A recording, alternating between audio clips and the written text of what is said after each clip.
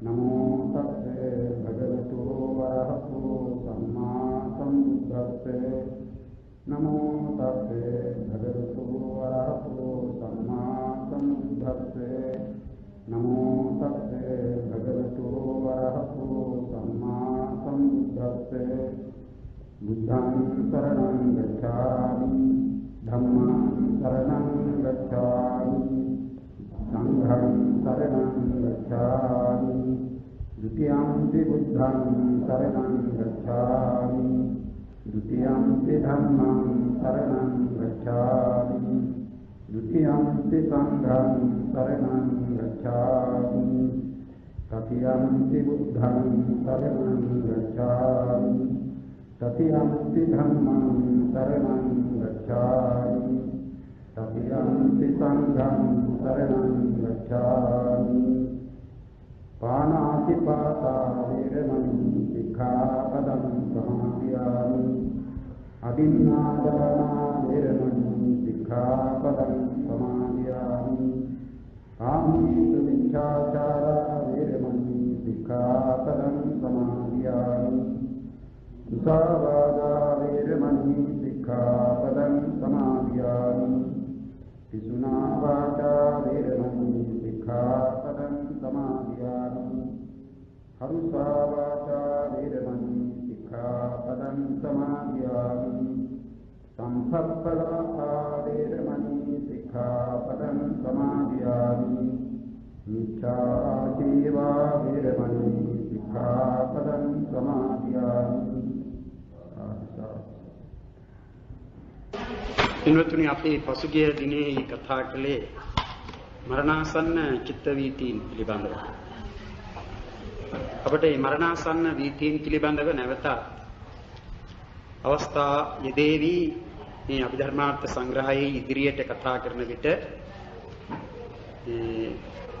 වීති මුක්ත සංග්‍රහය ඉගෙන ගන්න අවස්ථාවේදී නැවතත් අපට මේ මරණාසන්න වීතීන් ගැන කතා කරන්නට සිදු වෙනවා. ඒ අවස්ථාවේදී මේ පිළිබඳ තව විස්තර කීමට බලාපොරොත්තුව අපි ඊළඟට මේ අර්පණා ජවන වීථිය ගැන කතා කරමු.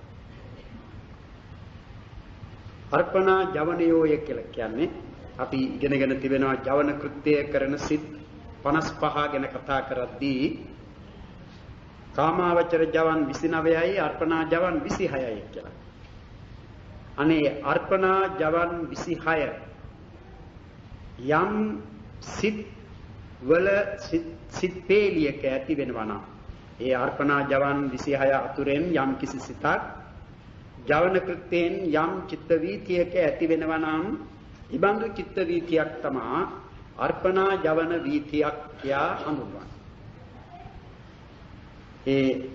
ඒ අර්පණා කියන ඒ නම ලබන සිත් අර්පණා සිත් කියන ඒවා තිබෙනවා. ඒ ජවන් වශයෙන් 26ක්. ඒ අප්පනා කියන මේ වචනය පාලි වචනය අප්පනා කියන එක බුදුරජාණන් වහන්සේ වදාරා තිබෙන්නේ විතර්ක චෛතසිකය හැඳින්වීමට. ඒ තක්කෝ විතක්කෝ සංකප්පෝ අප්පනා ව්‍යප්පනා චේතසෝ අභිනිරෝපණා යනුවෙන් මේ විතර්ක චෛතසිකය නම් කරන්නේ බුදුරජාණන් වහන්සේ එසේ වදාරා තිබෙනවා. අප්පනා කියන්නේ අප්පේතිති අප්පනා කියලා. අප්පේති කියන්නේ පැමිණෙයි කියන අර්ථය. අරමුණට පැමිණෙයි කියන අර්ථයෙන් මේකට අප්පනා කියන්නේ. එමයයි අරමුණට නැගීමයි කියන්නේ චේතසෝ අභිනිරෝපණා කියන ඒ වචනයෙන් දක්වන්නේ ඒකයි. ඒ චිත්තචෛතසික ධර්මයන් අරමුණට නංවන ස්වභාවය ධර්මය අප්පනා. ඒ අර්පණා සිත් වශයෙන් දක්වන්නේ රූපාරූප, රූපාවචර, අරූපාවචර, ලෝකෝත්තර සිත්. අර්පණා සිත් කියන්නේ. එයින් අර්පණා ජවන් කියන්නේ ඒ අර්පණා සිත් අතුරින්ද ජවන කෘත්‍යයෙන් ලැබෙන සිත් 26යි. ඒ 26 රූපාවචර කුසල් සිත් 5යි ක්‍රියාසිත 5යි අරූපාවචර කුසල් සිත් 4යි ක්‍රියාසිත 4යි එහෙම ගැනෙන මහග්ගත ජවන් 18 ලෝකෝත්තර ජවන් 8 එකතු වුණාම 26 ඒ 26ට කියන්නේ අර්පණා ජවන් අනේ අර්පණා ජවන් අතුරෙන් යම් සිතක් යම් චිත්ත වීතියක ලැබේ නම් ඒ චිත්ත වීතියයි අර්පණා ජවන වීතියයි කියලා කියන්නේ. ඒ නිසා ඒ අර්පණා ජවන වීති ධ්‍යාන වීති මාර්ග වීති ඵල සමාපatti වීති අභිඥා වීති නිරෝධ සමාපatti වීති කියා පස්වැදෑරුම් අර්පණා ජවන වීතිය පස්වැදෑරුම් වන්නේ ධ්‍යාන වීතිය මාර්ග වීතිය ඵල සමාපatti වීතිය අභිඥා වීතිය නිරෝධ සමාපatti වීතිය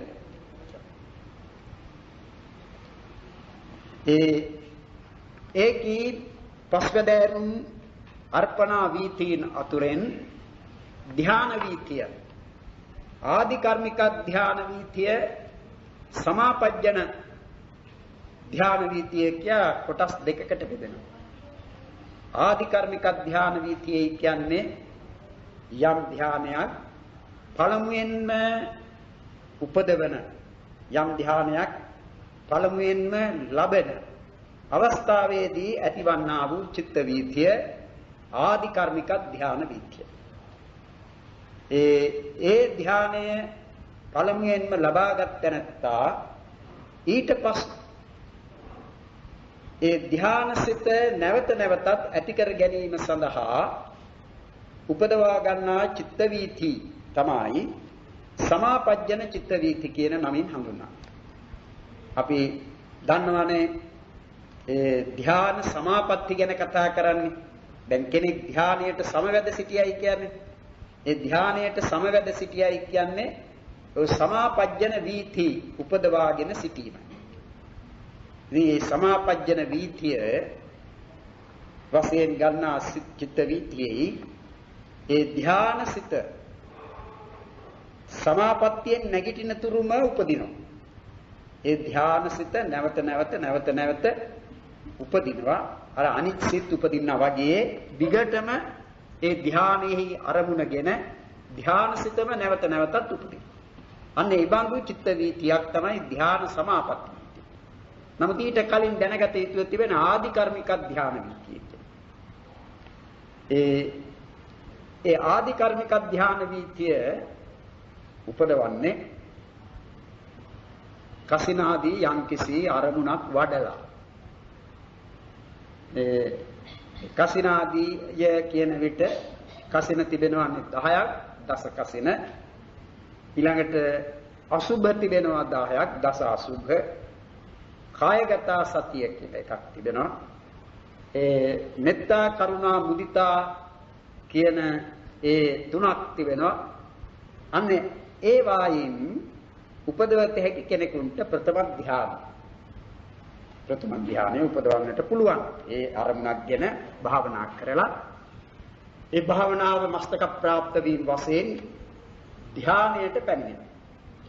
අනේ ධ්‍යානයට පැමිණෙන අවස්ථාවේදී ඇතිවන්නා වූ චිත්ත වීතිය සිත් පේලිය තමයි ආදි කර්මික ධ්‍යාන වීතිය කියලා නම් කරන්නේ. දැන් තමා ඉදිරියෙහි යම් කසිනයක් තබාගෙන අපි ගනිමු පඨවි කසිනය නම් ඒ පඨවි කසිනය හදාගන්න තිබෙනවා අරුණුවන් මැටි කියන ඒ වෙන පාටකට නොවැටෙන අර නීල පීත ලෝහිත ඕදාත කියන මේ පාට අතුරෙන් කිසිවකට නොඇටෙන පාටක් වන අරුණුවන් මැටි කියන ඒ මැටි වලින් තනාගත්ත කසින මණ්ඩලයක් තමා ඉදිරියෙහි තබාගෙන ඒ දෙස බලමින් ඒ ධ්‍යානයේ වඩන හැටි උගන්වනවා පොතපතේ ඒ බලමින් වෙන දෙයකට සිත යවන්නේ නැතිව ඒ කසිනිය සිතට ගැනීම සඳහා ඒ පඨවි කසිනියක් බැවින් පඨවි පඨවි පඨවි කියා ශබ්ද නගා කියන්නට පුළුවන්. ඒ කියමින් ඒ දෙස බලාගෙන මේ ධානය කියන්නේ මේ ධානයට පරිකර්ම කරනවා. ඒකට කියන්නේ පරිකර්ම කිරීම කියලා. පරිකර්මය කියන්නේ ධානය උපදවා ගැනීමට Taman සකස් වෙනවා. ඒ භාවනාවෙන් කරන්නේ ඒක. එහෙම ඒ දෙසම බලමින් මේ ඒතනත්තා භාවනාවෙහි යෙදෙන විට ඒ පඨවි කසින වශයෙන් ගත්තේ කසින මණ්ඩලයෙන් Tamanට ලැබෙනවා උග්ඝා නිමිත්ත කියන එක. ඒ උග්ඝා නිමිත්තේ කියන්නේ තමා ඉදිරියේ තබාගත්ත ඒ කසින මණ්ඩලයටම සමාන. එහි ඡායාවක් මෙන් එයම Tamanට මේ කසින මණ්ඩලයෙන් ඇස ඉවතට ගත් කල්හි පෙනෙන්නට පටන් ගන්නවා. ඒ පෙනෙන්නේ හරියට ඇහැට පෙනෙන්නාක් මෙන් තමා දැනෙන්නේ. නමුත් සිතටයි පෙනෙන්නේ. ඇහැට පෙනෙන ඒ දේ නෑ එතන. ඒ නිසා එතනින් ඉවතට ඇහැ ගත්තම බලන තැන්වල Tamanට මේ උග්ඝා නිමිත්ත වැටහෙනවා. හරියට ඒ කසින මණ්ඩලය වගේම පේනවා. අනේ ඒ අවස්ථාවේදී ඒ ඇතිවන අරමුණ තමා උග්ඝා නිමිත්ත කියලා කියන්නේ. උග්ඝා කියන්නේ ඒන් ගැනීමනේ. උද්ඝාණය කියන්නේ ඒකයි. ඒ ගැනීම. සිතින් ගැනීම කරන්නේ. ඒ සිතින් ගත් අරමුණ. ඒ උග්ඝා නිමිත්ත වැටහුණාම තව දුරටත් මේ කසින මණ්ඩලයේ දෙස බලාගෙන එතනම ඉන්නට උවමනා කරන්නේ නැහැ. Tamanට පුළුවන් කසින මණ්ඩලයේ එසේ තිබියදී තමා කැමැති යම්කිසි තැනකට ගිහින් මේ Tamanට දැන් පෙනෙන උග්ඝා නිමිත්ත බලමින් භාවනාවෙහි යෙදෙන්නට. එහෙම භාවනා කරගෙන යන විට සිතේ වරින් වර ඇතිවන්නට හැකිව තිබුණු කාමච්ඡන්දාදී නීවරණ ධර්ම නූපදී ඒවා යටපත් වෙනවා. දුරු වී යනවා. එහෙම දුරු වී ගිය අවස්ථාවකදී ඒ දුරු වී යාම වනුයේ සිතේ ඇතිවන්නා වූ බලවත් සමාධිය නිසා. අනේ සමාධිමත් සිත ඒ අවස්ථාවේදී ඒ සමාධිමත් සිත ගැටෙනවා මේ උග්ඝා නිමිත්තෙන් මතුවන ඒ උග්ඝා නිමිත්තේ සතහන නැත්තම් ආකාරයට සමාන එහෙත් ඊට වඩා බොහොම පැහැපත් සේ පෙනෙන නිමිත්ත ආරම්භ. ඒකට කියනවා පටිභාග නිමිත්ත කියලා. දැන් කලින් Taman ඉදිරියෙහි තබාගත් නිමිත්තට කියන්නේ ආරමුණට කියන්නේ පරිකර්ම නිමිත්ත. ඒ පරිකර්ම නිමිත්ත දෙස බලමින් භාවනා කළ තැනැත්තාට එහි සිත එකඟ වූ කල්හි ඇසේ පරිකර්ම නිමිත්තෙන් ඉවතට ගත්තත් එය පෙනෙන්නාක් මේ හරියට උග්ඝා නිමිත්ත වැටහීමෙන් හරියට පරිකර්ම නිමිත්තම වගේ දකින්නේ. ඒ නිමිත්තට කියන්නේ උග්ඝා නිමිත්ත. ඒ අරමුණ දෙස බලමින් භාවනා කරන කල්හි උග්ඝා නිමිත්ත වැටහි භාවනා කරන විට පවත්නා වූ සමාධියට කියන්නේ පරිකර්ම සමාධිය. ඒ පරිකර්ම සමාධියෙන් යුතුව තව දුරටත් භාවනාවෙහි යෙදෙන තැනකට ඒ නීවරණ ධර්මයන් යටපත් වීම සිදු වෙනවා. එහෙම සිදු වුණු අවස්ථාවේදී තමයි අර ඒ උග්ඝා නිමිත්තෙන් මතුවන්නේ ලැබෙන්නේ පටිභාග නිමිත්ත කියලා. ඒ රූපාකාර වශයෙන් සලකන විට ප්‍රමාණ වශයෙන් සලකන විට ඒ මේ පරිකර්ම නිමිත්ත නැත්තම් ඊළඟට ලැබුණු උග්ඝා නිමිත්ත කියන්නේ ඒ ප්‍රමාණ වශයෙන් ගත්තම ඒ සමානමයි. නමුත් ඒ පරිකර්ම නිමිත්තෙහි හා උග්ඝා නිමිත්තෙහි දක්නට ලැබුණු යම් යම් ඒ අඩුපාඩුකම් සමහර විටක මේ මැටි ගාන කොට ඇති වුණු ඉරි කෑලි එහෙම නැත්නම් රැඳී තිබෙන්නට පුළුවන් යම් වැලි කැට ඇතැම් විටක එහෙම නැතුව ඒ හදාගන්නට කියන්නේ. නමුත් එහෙම තිබුණොත් ඒ වාද දක්නට ලැබෙනවා පරිකර්ම නිමිත්තෙහි, ඒ වගේම ඒ උග්ඝහ නිමිත්තෙහි. නමුත් පටිභාග නිමිත්ත ලැබෙන විට ඒ පටිභාග නිමිත්තෙහි ඒ අඩුපාඩු කිසිවක් දක්නට නැහැ. ඒ බොහොම පැහැපත් එකක්. හරියට චන්ද්‍ර මණ්ඩලයේ වගේ කියයි දක්වන්නේ. අන්න එහෙම ලැබෙන මේ නිමිත්තට පටිභාග කියන එකේ තේරුම ඊට සමානයි කියන එක. පටිභාගයි කියන්නේ ඒකයි. තප් පටිභාගම්. එයට සමාන. කුමකටද ඒ උග්ඝහ නිමිත්තට සමාන. ප්‍රමාණ වශයෙන් සමාන. වෙනසකට තිබෙන්නේ පැහැපත්ව. අන්න ඒ දෙස බලමින් භාවනා කරනවා. ඊට පස්සේ ඒ උග්ඝහ නිමිත්තෙන් පටිභාග නිමිත්ත ලැබුණු තැන් පටන් අර්පණා කියන ධානය ලැබෙන අවස්ථාව දක්වා වූ සමාධියට කියනවා උපචාර සමාධිය කියලා. ඒකට කියන්නේ උපචාර සමාධිය. ඒ වචනේ තේරුම උප කියන උපසර්ගයෙන් සමීපාර්ථය දක්වන්නේ. ළඟ කියන තේරුම. චාර කියන්නේ හැසිරීම. ළඟ හැසිරෙනවා කියන තේරුමක් එයින් දෙන්නේ. කුමක් ළඟද? ධානය ළඟ. ඒ කියන්නේ ධානයට කිට්ටුව පවතින සමාධිය. එබැවින් ඊට උපචාර සමාධිය. ඒ පටිභාග නිමිත්ත ලැබීම භාවනාව මනසේ සිදු වූ බවට කාරණයක් තමයි. ඒ පටිභාග නිමිත්ත ලැබීම. ඒ ලැබිනු තැනැත්තාට ඒ ලබාගත් ඒ පටිභාග නිමිත්ත නැතිවන්නට නොදී එය රැකගෙන භාවනාවේ යෙදෙන්නට ඕන. ඒ රැකගත යුතු අන්දම කොයිතරම් වැදගත්ද කියන බව දක්වනවා. මොකද නැත්තම් ධ්‍යානෙ උපදවා ගන්නට බැරි වෙනවා. චක්‍රවර්ති රාජ ගර්භයක් කින් යුක්ත නැත්නම් චක්‍රවර්ති රජ කෙනෙකු වන්නට සිටින කෙනෙක් තමාගේ දරුවෙකු හැටියට කුසෙහි දරාගෙන සිටින රාජ කන්‍යාව රාජ බිසවක් ඒ තමාගේ දරු ගැබ ආරක්ෂා කරන්නේ යම්සේද එසේ මේ තමන්ට ලැබුණු පටිභාග නිමිත්ත රැකගත යුතුයි කියලා. මොකද මේ පටිභාග නිමිත්ත රැකගත්තේ නැත්නම් තමා බලාපොරොත්තු වන ධානය උපදවා ගන්නට බෑ. ඒ තරම් වැදගත් තැනක් ඒ පටිභාග නිමිත්තට ලැබෙනවා. ඒ සමත භාවනාවකින් උපදවා ගන්නා ඒ පටිභාග නිමිත්ත සම්බන්ධ.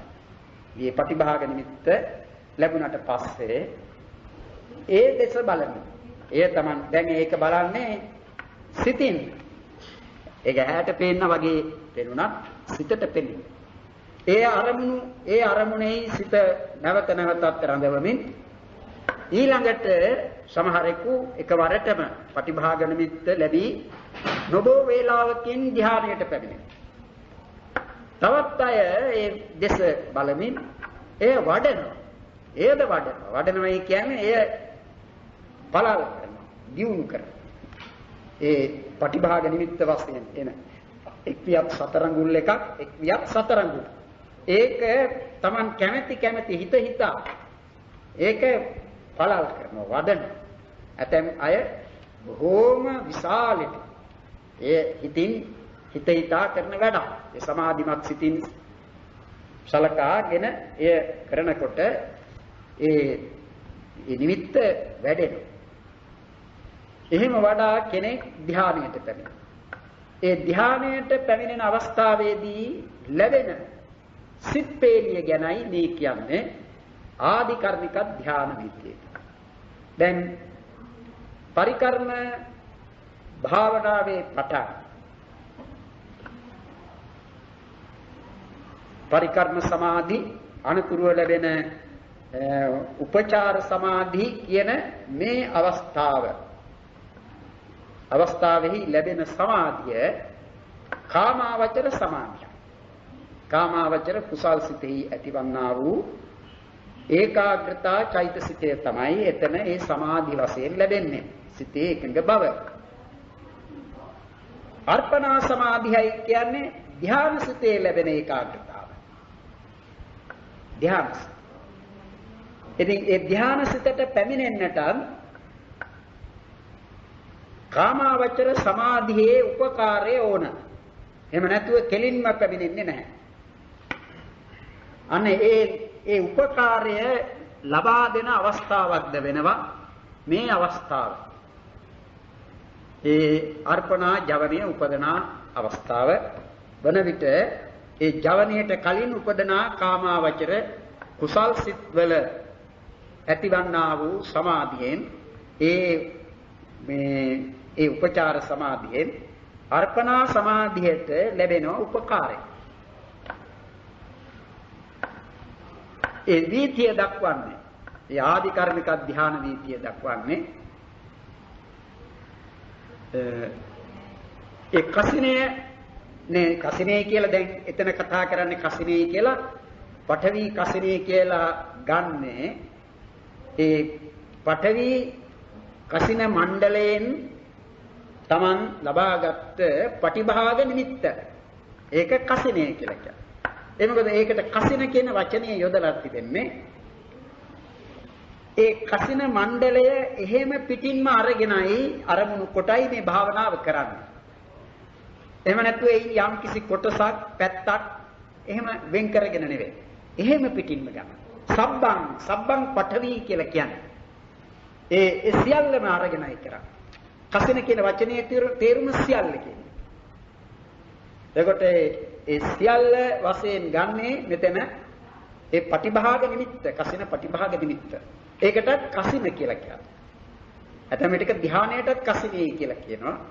ඒ කසින පටිභාග නිමිත්ත අරමුණු කොට ඒ භාවනාව දිගටම කරගෙන යන තැනට තමන්ගේ ඒ සමත භාවනාව මස්තක ප්‍රාප්ත වීමේදී තමා මේ ආදි කර්මික ධ්‍යාන වීතිය ලැබෙනවා.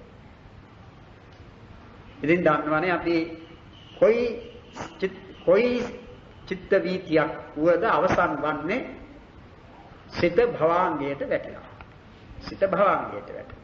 දැන් භාවනා කරමින් ඉන්න කෙනෙකුට වුවත් ඒ භාවනාමය සිතම දිගටම යන්නේ නැහැ. අපි දන්නවනේ කාමාවචර චිත්ත වීති උපදින හැටි. කාමාවචර චිත්ත වීති පිළිබඳව අප කතා කළා. ඒ මනෝද්වාරික චිත්ත වීති විභූත අවිභූත කියන විභූතාරම්මන වීති අවිභූතාරම්මන වීති කියලා ඒ දෙවදාරුම් වීතීන් ගැන අප කතා කරලා තිබෙනවානේ. අප දන්නවා ඒ හැම චිත්ත වීතියක්ම ඒ කාම ජවන වීතිවල වැඩිම සංඛ්‍යාවක් ජවන් වශයෙන් උපදින්නේ 7යි.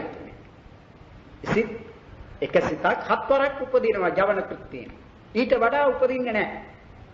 උපදින්නේ තමන්ගේ භාවනාව නිරතුරු පැය ගණනක් කරන කෙනෙකුට වුණා. ඒ චිත්ත වීති උපදන ආකාරයේ වෙනසක්. ජවන් 7කට පස්සේ භවාංගයට වැටෙනවා. නැවත භවාංගය කඩලා ආයිමත් වීතියක් උපදිනවා. ඒ විදිහටයි මේ කාම ජවන වීති උපදින්නේ. ඒ කාම ජවන වීතීන් පිළිබඳව එන්නේ නැහැ සමාපජ්ජන කතාවක්. ඒ සමාපජ්ජන වීති කියන ඒවා ඉන්නේ ධ්‍යාන ඵල කියන මේවා පිළිබඳ. ඒ කියන්නේ ධ්‍යාන වීතීන් පිළිබඳවයි දක්වන්නේ සමාපජ්ජන වීති කියලා. ආදි කර්මික ධ්‍යාන වීතිය කියන විට ඒ ආදි කර්මික ධ්‍යාන වීතියේ භාංගය වීතියට අයිති එකක් නෙවේ. නමුත් මේ අරමුණු කරන්නේ කසින පටිභාග නිමිත්ත. සිත භාංගයට වැටිලා. අපි ගනිමු මේ ඊට పూర్වෙහි ඇති වූ චිත්ත වීතියට පසුව සිත භාංගයට වැටි. නැවතත් මේ කසින පටිභාග නිමිත්ත මනෝද්වාරයට යොමු වෙනවා. ඒ මනෝද්වාරයට යොමු වූ අවස්ථාවේදී සිදුවන්නේ කුමක්ද? අර භවාංග චලන. ඊළඟට භවාංග ඉපදීම නවතිනවා. භවාංග උපච්ඡේදය. ඊළඟට ලැබෙන්නේ මනෝද්වාරා වජ්ජනය. මේ පටිභාග නිමිත්තය අරමුණු කරමින් උපදනා මනෝද්වාරා වජ්ජනය. ඊළඟට මන්ද ප්‍රඥ පුද්ගලයෙකුට නම් යන්නේ නුවණ මන්ද පුද්ගලයෙකුට නම් පරිකර්ම උපචාර අනුලෝම ගෝත්‍ර භූ කියන නම් සතරක් දෙනු ලබන ඥාන සංප්‍රයුක්ත මේ අවස්ථාවේදී නම් සෝමනස්ස සහගත ඥාන සංප්‍රයුක්ත අසංඛාරික කුසල්සිත හෝ සසංඛාරික කුසල්සිත හතරවරක් උපදිනවා. ඒ හතර වාරෙහිදී ඒ සිතට ඒ අවස්ථාවේදී දෙන නම තමා පරිකර්ම උපචාර අනුලෝම ගෝත්‍ර භූත. ඒ පරිකර්මයි කියලා ඒක නම් කර තිබෙන්නේ මේ ඉදිරියේදී Tamanට ලැබෙන ඒ ධ්‍යාන සිත සකස් කිරීම වශයෙන් උපදනා එකක් මේ පරිකර්ම. ඊළඟට උපචාරී කීවේ Taman පැමිණෙන්නට යන ඒ ධ්‍යානයට කිට්ටුයි කියන තේරුම. අනුලෝමයි කියන්නේ ඉදිරියට ලැබෙන්නට තිබෙන ඒ ධ්‍යානයට ඊට කලින් හටගත්තා වූ ඒ පරිකර්ම උපචාර කියන ඒ සමාධියින්ටත් අනුලෝම අනුකූල වශයෙන් උපදනා කියන තේරුමෙන් අනුලෝම කියලා. ඊළඟට උපදනා ඒ සිතේම හතරවෙනි අවස්ථාව ගෝත්‍ර භූ කියලා කිව්වේ කාමාවචර ගෝත්‍රය මඩිමින් මහග්ගත ගෝත්‍රය වර්ධනය කරමින් උපදනා සිත කියන තේරුමෙන් ගෝත්‍ර භූ කියලා කියනවා. කාමාවචර මෙතෙක් උපන්නේ කාමාවචර සිත. දැන් මේ සිතත් කාමාවචර සිතක්. ඒ ගෝත්‍ර භූ වශයෙන් උපදින්නේ.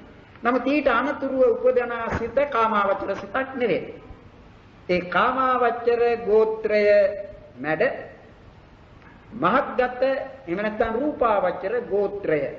එතන කියන්නේ මහග්ගත ගෝත්‍රය කියලා. එයට පැමිණවීම වශයෙන් ඒ වැඩිම වශයෙන් උපදනා සිත කියන තීරුමෙන් ඊට ගෝත්‍ර භූ කියලා.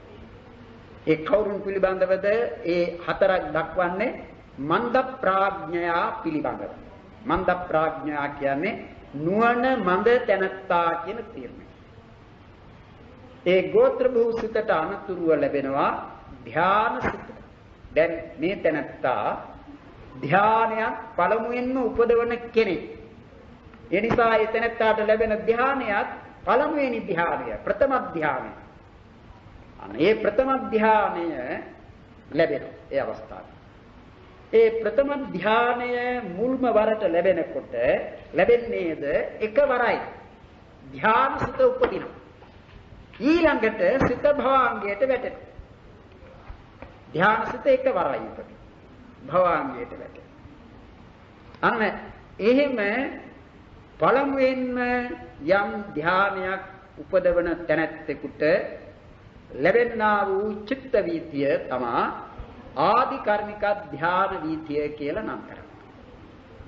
ඒකට ඒ චිත්ත වීතිය ප්‍රස්තාර කරන විට මේ මන්ද ප්‍රඥා ආදි කර්මික ධ්‍යාන වීතිය ගැන ඒ කියන්නේ. නුවණ මන්ද මේ ආදි කර්මිකයාගේ ධ්‍යාන වීතිය.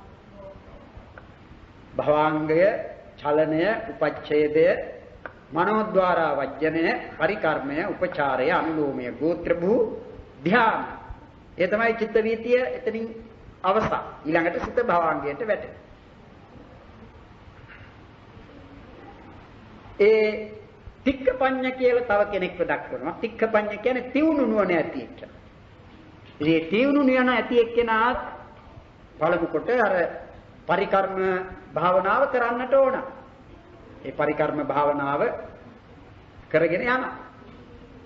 ඒ අරමුණ ඉදිරියේ කසිනේ ඉදිරියේ තබාගෙන. ඊළා ඉතින් උග්ඝා නිමිත්ත, පටිභාග නිමිත්ත ලබාගෙන තවදුරටත් ඒ උපචාර භාවනාවෙහි යෙදෙන විට සිත හොඳටම සමාධිමත් වූ අවස්ථාවකදී එය මේ අර්පණා සමාධියට පැමිණීමට සුදුසු අවස්ථාවේදී තමයි චිත්ත වීතිය උපදින්නේ. ඒ තික්ක ප්‍රඥයෙකු බැරි, තියුණු නුවණ ඇති කෙනෙකු බැරින් ඒ තැනැත්තාගේ ඒ චිත්ත ප්‍රවෘත්තිය පිළිබඳව දක්වනවා වෙනසක්. මොකක්ද වෙනස? පරිකර්මය දක්වන්නේ නැහැ. භවාංග චලනය, උපච්ඡේදය, මනෝද්වාරා වජ්ජනය. පරිකර්මය ඊළඟට දක්වන්නේ නැතිව උපචාර, අනුලෝම, ගෝත්‍ර භූ. ඊළඟට ලැබෙනවා ධ්‍යාන. ඒකට පරිකර්මය නැතිව මනෝද්වාරා වජ්ජනය, උපචාරය, අනුලෝම, ගෝත්‍ර භූ, ධ්‍යාන, ඊළඟට භවාංග. ඒ තික්ඛ ප්‍රඥා ආදි කර්මික ධ්‍යාන විද්‍ය. තික්ඛ ප්‍රඥේකට උපදනා ආදි කර්මක ධ්‍යාන විද්‍ය. අනේ එහෙම ආදි කර්මික ධ්‍යාන වීති දෙකක් දක්වනවා. මන්ද නුවණ ඇති තැනැත්තාට උපදනා ආදි කර්මික ධ්‍යාන වීතිය, තියුණු නුවණ ඇති තැනැත්තෙකුට උපදනා ආදි කර්මික ධ්‍යාන වීතිය කියලා එහෙම ධ්‍යාන වීති දෙකක් තමයි. ඊළඟට දැන් ඒ ආදි කර්මික. දැන් යම් කෙනෙක් ප්‍රථම ධ්‍යානය උපදවාගෙන එය තහවුරු කර ගැනීම වශයෙන් ඒට නැවත සමවැදීම, මෙනෙහි කිරීම ආදී ඒ කටයුතු තිබෙනවානේ. අර වසීතා කියලා දක්වන පංච වසීතා ඒවයි වසී කොට ඊළඟටයි දෙවෙනි ධ්‍යානය සඳහා පරිකර්ම කරන්නේ. දැන් ඊට කලින් මේ ධ්‍යානය නැවත උපදවා ගැනීම වශයෙන් හා එය පුරුදු කිරීම වශයෙන් ඒ ධ්‍යානයට සමවදිනවා. අනේ ධ්‍යානයට සමවැදීම් වශයෙන් උපදනා වූ චිත්ත වීතියයි සමාපජ්ජන ධ්‍යාන වීතිය කියලා නම් කරා. ඉතින් ඒකත් වෙනන්නට ඕන ඒ මන්ද ප්‍රඥේකට උපදනා සමාපජ්ජන ධ්‍යාන වීතිය, තික්ක ප්‍රඥේකට උපදනා සමාපජ්ජන ධ්‍යාන වීතිය කියලා වෙන් කරලා. ඒ වෙනස දක්වන්නේ අර පරිකර්මය තික්ක ප්‍රඥාට නැති බව දක්වනවා. දැන් ඒ සමාපජ්ජන වීතියේ දී උපදනයි කොහොමද?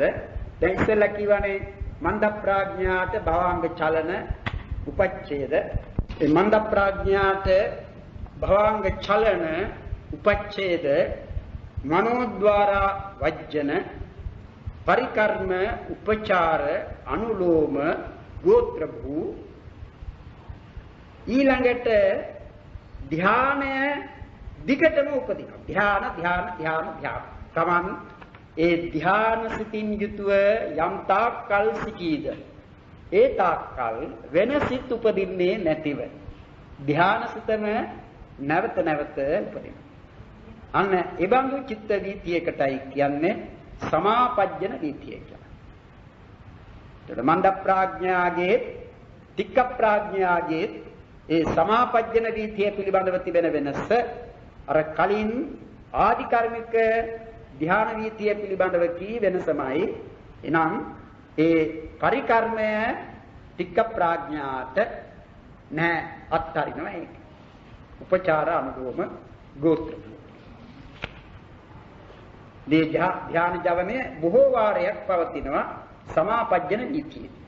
ඒක තමයි වෙනස. ඉතින් යම් කිසි වේලාවක් නියම කරගෙන තැනැත්තා සමාපත්තියට සමවැදුණා නම්, ඒ ධ්‍යාන සමාපත්තියට සමවැදුණා නම්, ඒ කාලය ගත කළාට පස්සේ සිත භවාංගයට වැටෙනවා. ඒ කියන්නේ ධ්‍යානයෙන් නැගිටිනවා. සිත භවාංගයට වැටෙනවා. ඒ භවාංගය ඇති වෙනවයි කියන්නේ ධ්‍යානයෙන් නැගිටීම. ධ්‍යානය තවදුරටත් ධ්‍යාන සිතින් යුතුව ඉන්නේ නැහැ. අන්න ඒ විදිහට ආදි කර්මික ධ්‍යාන වීති, සමාපජ්ජන ධ්‍යාන වීති කියලා වීති දෙකක් දක්වනවා. ඒ දැන් ඒ ප්‍රථම ධානයේ උපදවාගෙන එය තහවුරු කරගත් අර ආවජ්ජන සමාපජ්ජන අදිඨාන බුද්ධාන පච්චවෙක්කන කියන මේ පංච වසීතාවයන්ගෙන් එහෙම වසංග කරගත්ත ධානයේ තැනෙත්තෙකු පමණයි දෙවෙනි ධානය සඳහා පරිකර්ම කළ යුතු වන්නේ. එහෙම නැත්නම් ප්‍රථම ධානයේ උපදවාගත් පමණින් කෙනෙක් ඊළඟ ධානයට වෑයම් කරන්නේ නැහැ. එහෙම කළොත් සමහර විටක Tamanට මේ උපදවාගත් ධානයේවත් නැවත ඒකටවත් සමවදින්නට බැරි වෙන්නට ඉඩ තිබෙනවා. ඒ නිසා කියනවා ඒකට හොඳ උපමාවක් දක්වලා තියෙනවා. නුපුරුදු ඔය උස්තු කඳු මුදුනක ගමන් කරන එළුවෙක් එහෙම නැත්නම් ගව දෙනා නිකන් කිසිදු සැලකිල්ලක් නැතිව සෙවිල්ලක් බැලිල්ලක් නොකොට තමන්ගේ ගාත්‍රා තබමින් යන්නට පටන් ගත්තොත් බිමට ඇදගෙන වැටි විනාශ වන්නටත් පුළුවන්. ඒ වගේය කියලා දක්වනවා තමා එකවරක් උපදවාගත්ත ඒ ධානය නැවත නැවතත් සමවැදීම් වශයෙන් මෙනෙහි කිරීම වශයෙන් ඒ අදිෂ්ඨාන කොට සමවැදීම් ඒ නැගිටින වේලාව නියම කරගෙන ඒ නැගිටීම් කියන මේවා පුරුදු නොකොට දෙවෙනි ධානය සඳහා පරිකර්ම කිරීම හරියන වැඩක් නොවන බව දක්වා. ඒ නිසා ප්‍රථම ධානය උපදවාගෙන එය හොඳට තහවුරු කරගෙන අර කියන ලද පංච වසීතාවයන්ගෙන් ඊට පස්සේ කෙනෙක් දෙවෙනි ධානය සඳහා භාවනාව කරන්නේ. අන්න ඉතින් එක එක ධානයක් පිළිබඳව ඒ ධානයට අනුතුරුව එන ධානාංග ප්‍රත්‍යවේක්ෂා කරන වීති දක්වනවා. ඒවට කියනවා ප්‍රත්‍යවේක්ෂා වීති කියලා. ප්‍රත්‍යවේක්ෂා වීති. දැන් අර මග්ගං පලංච නිබ්බාණං කියලා ප්‍රත්‍යවේක්ෂා කිරීමක් දක්වනවා මාර්ගඵල නිබ්බානාදීන් පිළිබඳ. දැන් ඒ ප්‍රත්‍යවේක්ෂාවක් නෙවෙයි මෙතන කියන්නේ. මෙතන කියන්නේ ධ්‍යාන ප්‍රත්‍යවේක්ෂාව. ඒ ධ්‍යාන ප්‍රත්‍යවේක්ෂාවේ තිබෙනවා ධ්‍යානාංග ප්‍රත්‍යවේක්ෂාව.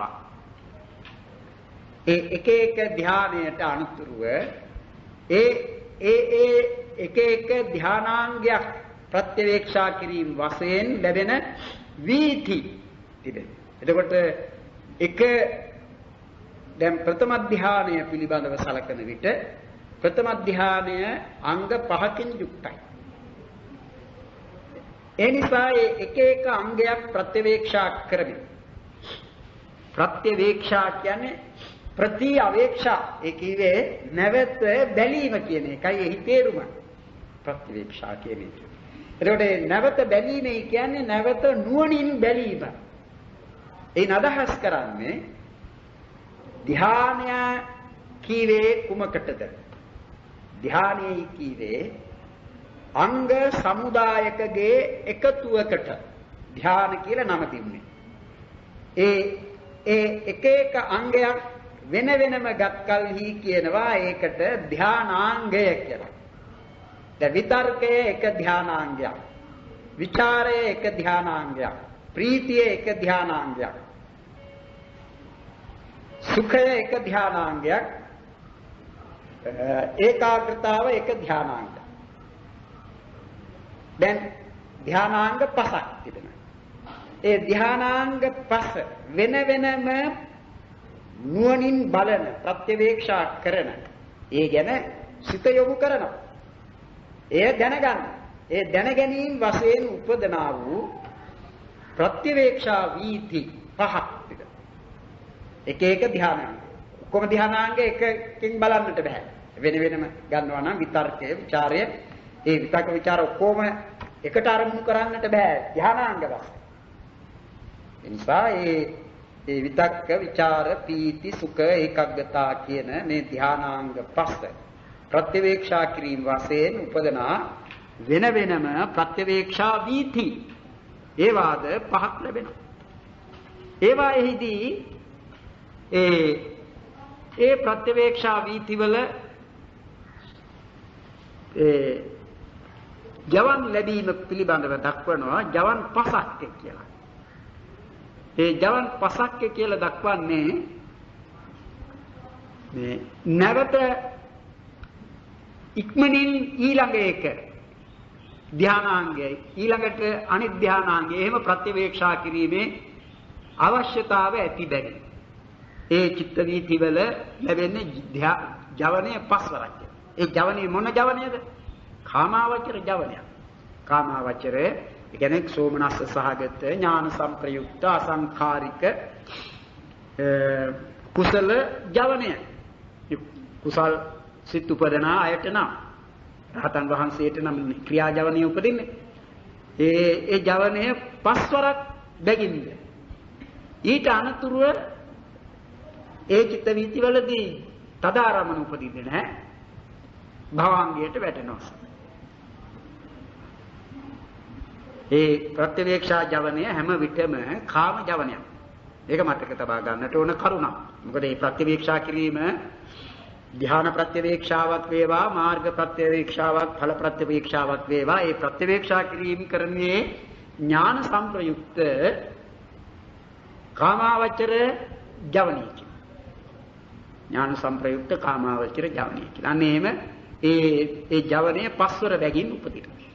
දැන් මේ විදිහටයි ඔය අර්පණා ජවන වීතියෙහි මුලින්ම කියවෙන ධ්‍යාන වීති ගැන කියන්නට තිබෙනවා. ධ්‍යාන වීති ගැන. ඒතකොට ධ්‍යාන වීති, මාර්ග වීති, ඵල වීති, ඵල වීති කියන්නේ ඵල සමාපatti වීති, අභිඥා වීති, නිරෝධ සමාපatti වීති. ඒ අනේ පහ තේරුම් ගන්නට ඕන. අපි ඒව එක එකක් වෙන වෙනම කියනවා. ධ්‍යාන වීති. ඒතකොට ධ්‍යාන වීති කියන විට ඒ ධ්‍යාන වීතිය බෙදෙනව නැවත ආධිකර්මික ධ්‍යාන වීතිය සමාපජ්ජන ධ්‍යාන. දැන් අපි දන්නවා ප්‍රථම ධ්‍යානය, ද්විතීය ධ්‍යානය, තෘතීය ධ්‍යානය කියලා එහෙම ධ්‍යාන වෙන්කොට දක්වනවානේ. දැන් ප්‍රථම ධ්‍යානය පළමුවෙන් උපදවන තැනත්තා ඒ ධ්‍යානයට ආධිකර්මිකයා. එතකොට ඒ අවස්ථාවේදී ඔහුට ලැබෙන චිත්ත වීතිය ආධිකර්මික ධ්‍යාන වීතිය ප්‍රථම ධ්‍යානය පිළිබඳවයි. ඒ ප්‍රථම ධ්‍යානයේ පිළිබඳව ආධිකර්මික ධ්‍යාන වීතිය ඔහුට ලැබෙනවා.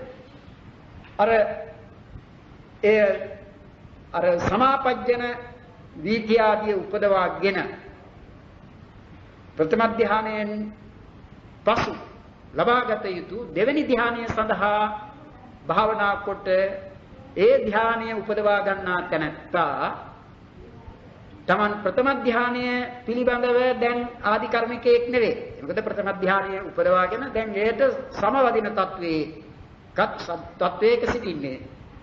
ඊළඟට දෙවෙනි ධ්‍යානය උපදවා ගැනීම සඳහා පරිකර්ම කරන අවස්ථාවේදී හෙතෙම දෙවෙනි ධ්‍යානය පිළිබඳව ආධිකර්මිකයා. තාම උපදවාගත් එක්කෙනෙක් නෙවෙයි. දෙවෙනි ධ්‍යානය පිළිබඳව ඒ කියන්නේ දෙවෙනි ධ්‍යානයට පළමුවෙන්ම පැමිණෙන්නටයි මේ උත්සාහ කරන්නේ. ඒ පිළිබඳ ආධිකර්මික. ඒ දෙවෙනි ධ්‍යානයේ ලැබෙන අවස්ථාව දෙවෙනි ධ්‍යානයේ පිළිබඳ ආධිකර්මික ධ්‍යාන වීතියයි උපදින්නේ. එවිට ඒ තනත්තාට අර කලින් කී පරිදිම ඒ තනත්තාගේ මන්ද ප්‍රඥ තික්ක ප්‍රඥ කියන මේ භේදය අනුව භවංග චලන භවංග උපච්ඡේද මනෝද්වාරා වජ්ජන පරිකර්ම උපචාර අනුලෝම ගෝත්‍ර භූ ධ්‍යාන. එතන අපි ධ්‍යානයේ කිව්වේ මේ දෙවෙනි ධ්‍යානය පිළිබඳව කතා කරන නිසා ဒုတိ ය ධ්‍යානය. ඒ එකවරක් උපදිනවා ඊළඟට සිත භවංගයට වැටෙනවා. ඒ ဒုတိ ය ධ්‍යානය පිළිබඳ ආධිකර්මික ධ්‍යාන වීති. වෙනසක් නෑ අර කලින් කියපු වීතිය වගේමයි.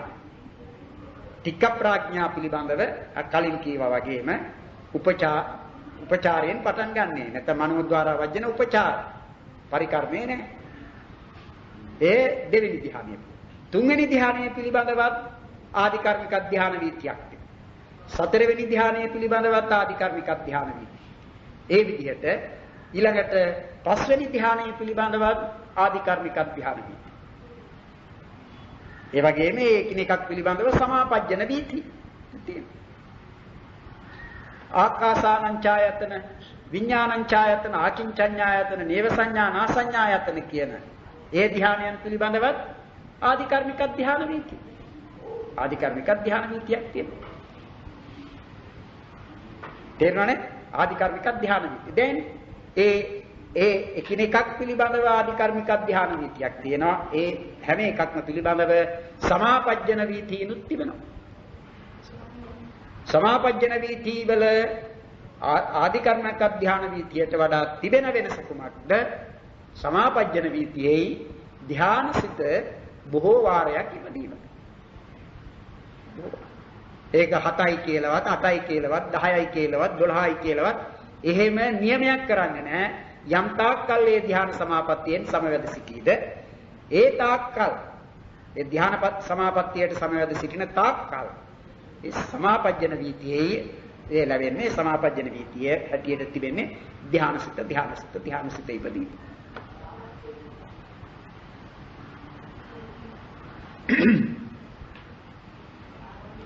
දැන් මේ පරිකර්ම උපචාර අනුලෝම ගෝත්‍ර භූ කියන මේ නම් ලැබෙන ඒ ජවන් එවත් ජවන් ඒ මනෝද්වාරා වජ්ජනයේට අනුතුරුව ලැබෙන ඒ සිත් සියල්ලම ජවන්ස්.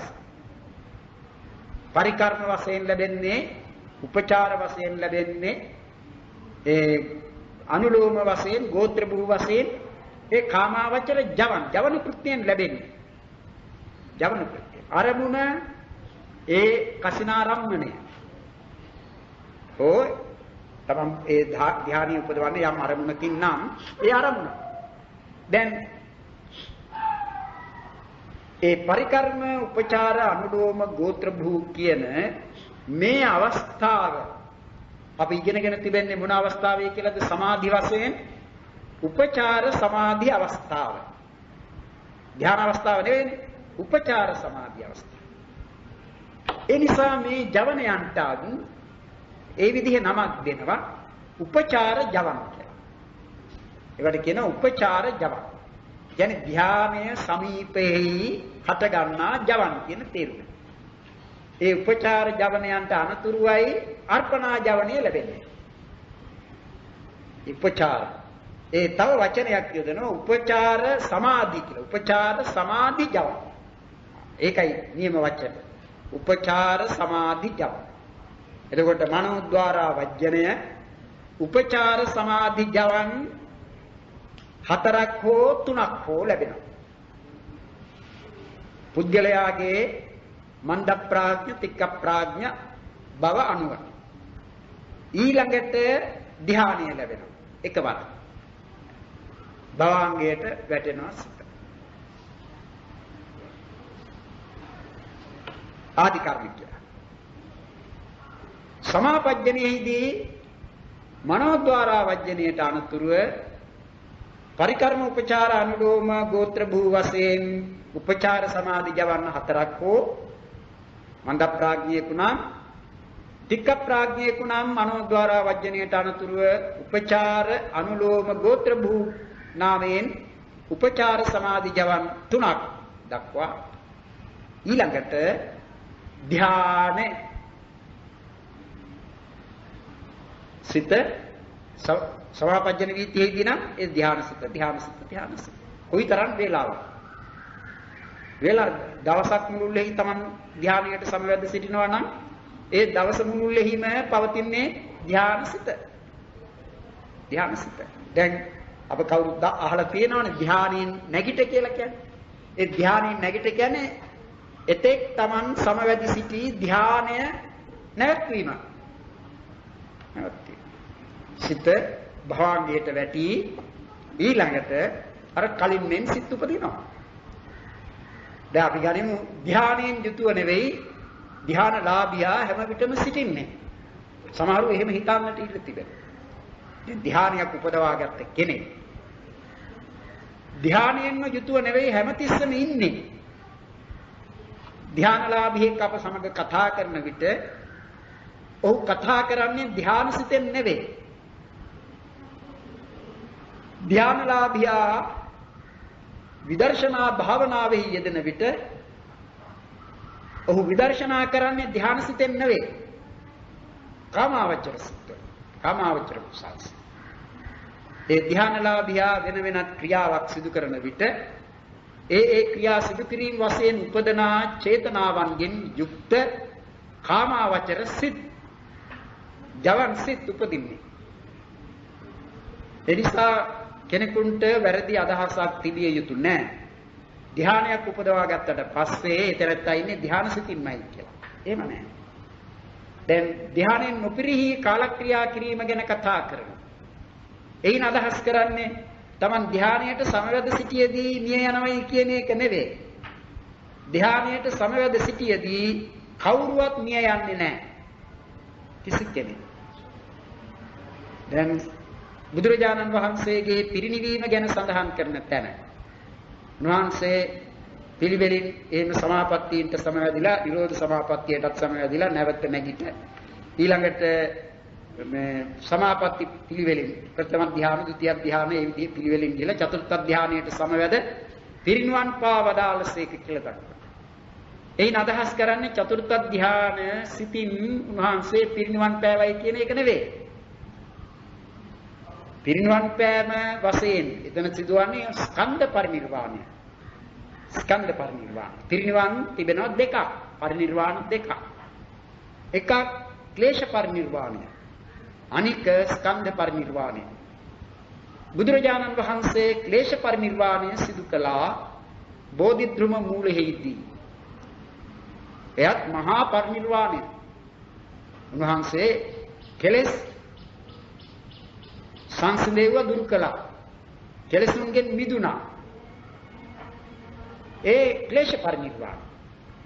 ක්ලේශ පරිනිර්වාණය කළ කෙනෙකුම තමා ස්කන්ධ පරිනිර්වාණය කරන්නේ.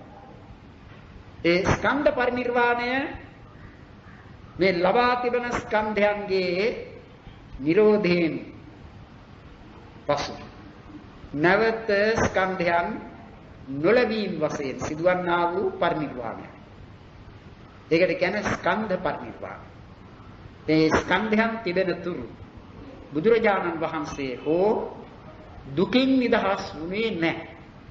ඒ නිසා උන්වහන්සේට මානසික දුක් නැති වුණත් කායික දුක් ලැබුණා. මේ කායික දුක් ලැබුණානේ. කයේ හට ගන්නා රෝගාබාධ උන්වහන්සේට ඇති වුණා. ඒ නිසා ඇතිවන දුක් වේදනා උපන්නා. ඒ කය තිබුණු නිසානේ. කය තිබුණු නිසා. දුකෙන් සම්පූර්ණයෙන්ම නිදහස් වුණේ නැහැ මේ දුකට භාජන වෙන පංචස්කන්ධයේ ශේෂව තිබුණු නිසා. එබැවිනුයි උන්වහන්සේ ඒ බෝධිධ්‍රුම මූලෙහිදී පැමිණ වදාළ නිවන සෝපාදිශේෂ නිබ්බාන ධාතු කියන්නේ. අනුපාදිශේෂ නිබ්බාන ධාතුවයි කියන්නේ ස්කන්ධ පරිනිර්වාණයෙන් වන ලබන නිවන. ඒ අනුපාදිශේෂ. ඒ අනුපාදිශේෂ නිර්වාණ ධාතුවට එහෙම නැත්නම් ස්කන්ධ පරිනිර්වාණය සිදුවන අවස්ථාවේදී බුදුරජාණන් වහන්සේට වුවත් මරණාසන්න චිත්ත වීතිය උපදිනවා. ඒ මොකද උන්වහන්සේ යම් සිතකින් ප්‍රතිසන්ධි ගත්තේ මෞකුස ප්‍රතිසන්ධි ග්‍රහණය උන්වහන්සේ පිළිබඳව පොතපතේ සඳහන් කරනවා. ඒ පිළිබඳ මත බෙහෙදක් තිබෙනවා. සෝමනස්ස සහගත ඥාන සංප්‍රයුක්ත අසංඛාරික මහා විපාක සිතින් උන්වහන්සේ ප්‍රතිසන්ධි ගත්තයි කියලා.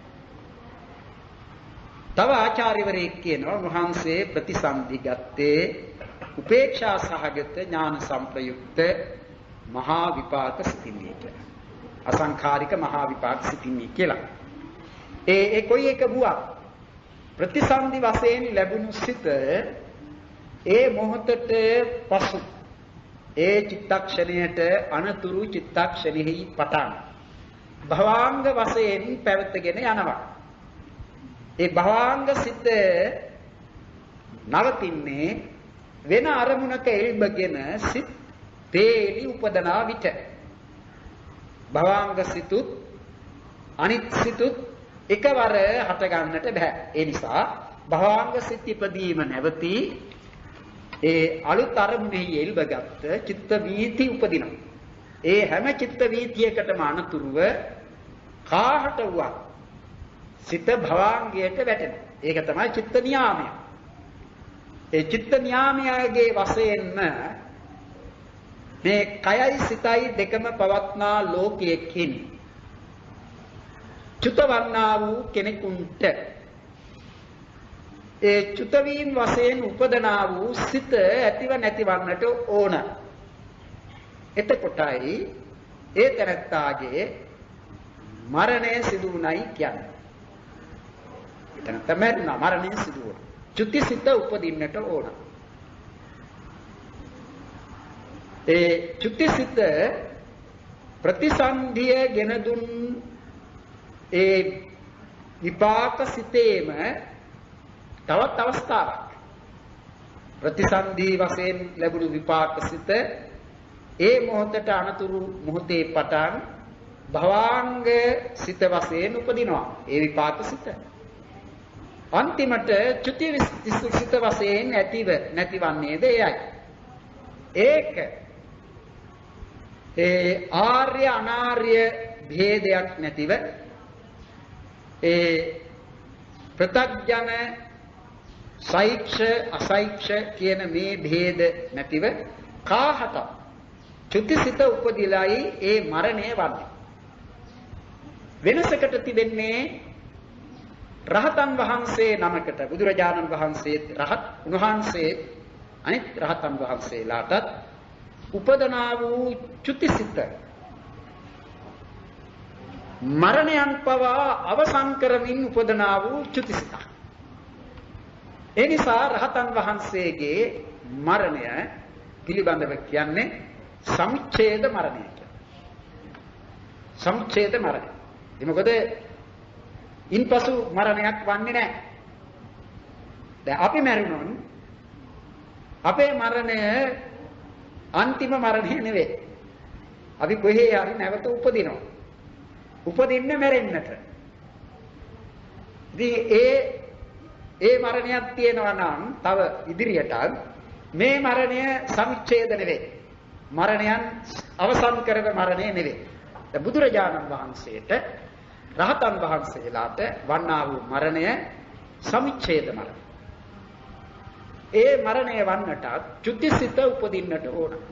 ඒකට මහන්සේලා මේ සසර සැරිසැරීම් වශයෙන් නාම රූප ධර්මයන්ගේ නැවත නැවත හටගැන්මක් නිවූයේ මේ ස්කන්ධ පංචකයන්ගේ හෝ ඒක දේශයකගේ ඉපදීම පැවැත්ම නැතිවීම ඕ විදිහට ආවේ ඒ ගමන අනේක ಜಾති සංසාර. ඒ ගමන මේ සංසාර ගමන කවදා වෙනතුරු සිදු වෙනවද? රහත් වී පිරිනිවන් පාන අවස්ථාව වෙනතුරු සිදුවන සිද්ධියක්. ඒ නිසානේ අනේක ಜಾති සංසාරං සම්ධා විසං අනිබ්බිසං. යනුවෙන් උන්වහන්සේ අර ප්‍රථම උදානය ප්‍රකාශ කළේ සංසාර ಜಾති දුක්ඛ ಜಾති පුනප්පුණං කියන නැවත නැවත ඉපදීම දුක.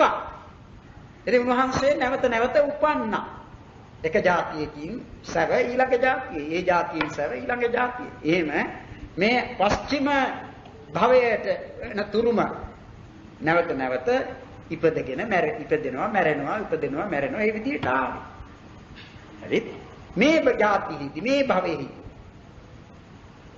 උන්වහන්සේ කල්පනා කළානේ ඉස්සර මේ જાතියේදී උන්වහන්සේ කල්පනා කළේ මේ හැම දෙනාම කරනුයේ තමන් මරණය જાතිය ස්වභාව කොට ඇති කෙනෙකුන්ව සිටීමේ જાතියට ස්වභාවය ඇති අයම සොයනවා දේවල්ම සොයනවා ජරාව ස්වභාව කොට ඇති කෙනෙකුන්ව සිටීමේ ජරාවට පැමිණෙන දේවල්මයි සොයන්නේ මරණයට පැමිණෙන ස්වභාවය ඇති කෙනෙකුන්ව සිටින තමා මරණය ස්වභාව කොට ඇති දේවල්ම සොයනවා. ওই විදිහට උන්වහන්සේ තර්ක කරලා තමන් වහන්සේ කළ යුතුව තිබෙන්නේ අත්තනා ಜಾති ධම්මෝ සමානෝ ජාති ධම්මංගේව පරියේසාමි. ඔය විදිහට වදාළේ. එහෙම කියලා දැන් එහෙම නෙමෙයි කරන්නට තියෙන්නේ. අත්නා ජාති ධම්මෝ සමාන. අජාතින් අජරං අමරං යෝගක්ඛේමං පරියේසාමි. තමන් ජාතිය කියන ඉපදීම ස්වභාව කොට ඇති කෙනෙකුන්ව සිටිමින් ඒවාම නෙවෙයි සෙවිය යුතු වන්නේ. ඉපදීමක් නැති, ජරාවක් නැති, මරණයක් නැති.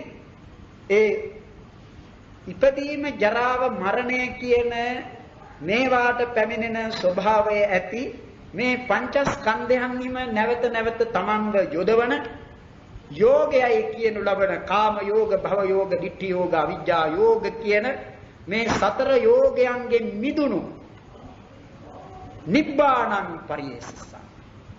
යෝගක්ඛේමං නිබ්බාණං.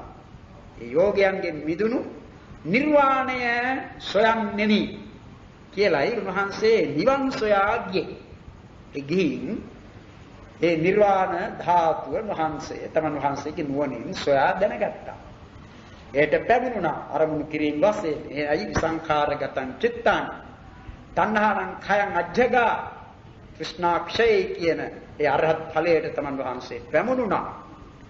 දැන් ඒ අවස්ථාවේදී උන්වහන්සේ සිදු කළේ ක්ලේශ පරිනිර්වාණ. කෙලෙස් නිසා තමයි මේ නැවත නැවත උපදින්නේ. සමහරු හිතයි නැවත නැවත උපදින්නේ පින නිසායි කියලා. නේ පින නැවත නැවත ඉපදීමට හේතුවක් වෙනවා. නමුත් පින නිසා නෙවෙයි උපදින්නේ, කෙලෙස් නිසා. ඉපදීමේ ප්‍රධාන හේතුව නැත්නම් ඉපදීමට ප්‍රධාන වශයෙන් හේතු වන්නේ තණ්හාව, අවිද්‍යාව. ඒ දෙක පවතින තුරුම හට ගන්නා කර්මය. මෙන්න මේවා. අනේ ඒ නිසා ඒ තණ්හා, අවිජ්ජා, කර්ම කියන මේවා ඇති තාක්කල් කෙනෙක් ඉපදීම නවත්වන්නේ නැහැ. දැන් බුදුරජාණන් වහන්සේ ඒවා නැති කළා. ඒ නිසා උන්වහන්සේට ලැබෙන මේ අන්තිම සිතයි කියන චුතිසිත ඇතිව නැති වෙනවා.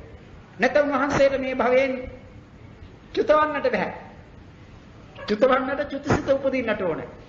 ඒ නිසා තමයි නිරෝධ සමාපත්තියට සමවැද සිටින කෙනෙකුන් ඒ නිරෝධ සමාපත්තියෙහි සිටියේදී මැරෙන්නේ නැහැ. මිය යන්නේ නැහැ. නිරෝධ සමාපත්තියෙන් නැගිටිනවා.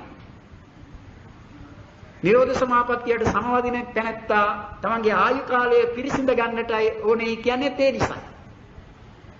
නිරෝධ සමාපත්තියට සමවැදී සිටීම නිසා මරණය පහුවන්නේ නැහැ. ඒ නැගිටිනවා. ඊළඟට මරණාසන්න චිත්ත වීතිය ඉපද චුතිය සිදු වෙනවා. අනේ ඒ නිසා බුදුරජාණන් වහන්සේට මේ මරණාසන්න චිත්ත වීතිය ඇති. වෙනසකට තිබෙන්නේ උන්වහන්සේලාට අනාගත විපාකයක් ගෙන දෙන කර්ම නැති බැරි. කර්මයෙන් ඉදිරිපත් කරන ඒ කර්මයේම හෝ කර්ම නිමිත්ත හෝ ගති නිමිත්ත කියන මේවා වැටහීමක් ඒ මරණාසන්න චිත්ත වීතිෙහි නැහැ. උන්වහන්සේලා මේ සංස්කාර ධර්මයන්ගේ තිබෙන ස්වභාවය අනිත්‍ය ආදී වශයෙන් අරමුණු කොට තමා අනතුරුව උන්වහන්සේලාගේ මරණය නැත්නම් චුතිය සිදුවන්නේ. ඒ චුතිය, ඒ මරණය තමා සමුච්ඡේද මරණය. ඉතින් කාහට වුවත් කවුරු වුවත් මැරෙන්නට නම් එක භවයකින් ගිලිහීම් වශයෙන් නම් සිතක් පවතින ලෝකයක නම් ඒ චුතිසිත උපදින්නට ඕන. සිතක් පවතින ලෝකයක කියව අසඤ්ඤ සත්වය ගැන සලකලා. අසඤ්ඤ සත්වයෙන් චුතවන එක්කෙනාට ඒ චුත වීම වශයෙන් උපදනා චුතිසිතක් නැහැ. රූපමේව ප්‍රතිසන්දිය වූයේ රූපයමයි, චුතිය වන්නේ ඒ රූපය. ඒක විශේෂ සිද්ධියක්. අද අපි එතකින් නවත්වමු.